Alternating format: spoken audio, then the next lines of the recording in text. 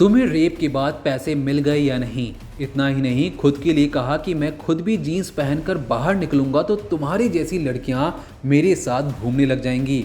आजकल ऐसी बाजारू लड़कियों का कोई कैरेक्टर नहीं बचा और ये सब पैसे लेने का नाटक भर है।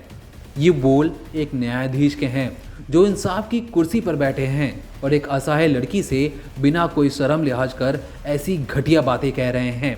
सोचिए क्या बीतेगी उस लड़की पर जिसका रेप हुआ और कोर्ट रूम में मौजूद जज साहब उस पर ही ऐसे तीखे व्यंग कसने लगे।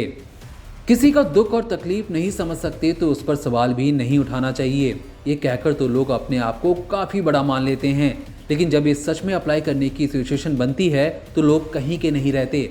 उनसे बस दूसरों की तकलीफ़ों पर मजाक बनवा लो।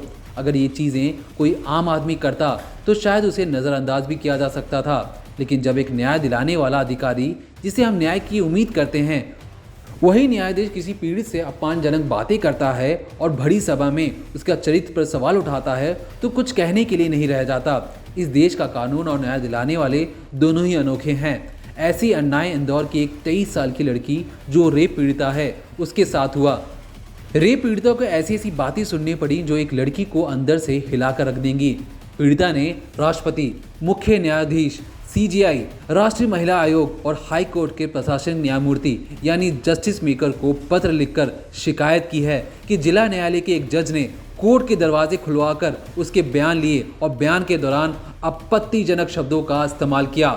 पीड़िता ने पत्र में कहा कि न्यायाधीश ने मुझसे अश्लील तरीके से बातचीत की और आरोपी की वकील को जैसे विश्वास दिलाया गया कि उससे मुझे लगता है कि मुझे उनके न्यायालय में न्याय नहीं मिलेगा। आगे उसने लिखा कि जिन शब्दों के साथ न्यायाधीश ने मेरे चरित्र पर सवाल उठाए हैं वो वापस लौटाना संभव नहीं है। युवती ने पत्र में ये भी लिखा कि अगर उसे न्याय नहीं दिलवाया जा सकता तो उसे इच्छा मृत्यु यानी सुसाइड की अनुमति प्रदान की जाए। पीड़िता ने इस शिकायत पत्र को स्पीड पोस्ट से भिजवाया।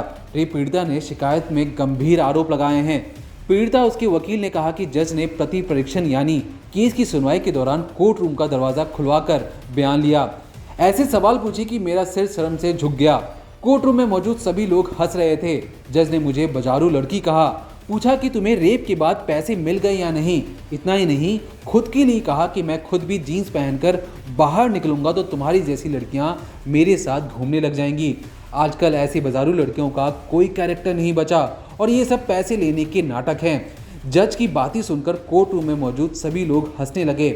जानकारी के मुताबिक शिकायत पत्र लिखने वाली लड़की की शिकायत पर पुलिस ने कुछ समय पहले ही अशरफ मंसूरी के खिलाफ दुष्कर्म और धर्म परिवर्तन के लिए दबाव बनाने का केस दर्ज किया था। इसकी सुनवाई जिला न्यायालय में चल रही है। साथ ही पीड़िता ने शिकायत में आरोप लगाते हुए कहा उसने अशरफ मंसूरी और अन्य के खिलाफ जूनी इंदौरी थाने में SC/ST एक्ट, रेप और लव जिहाद की शिकायत दर्ज कराई थी।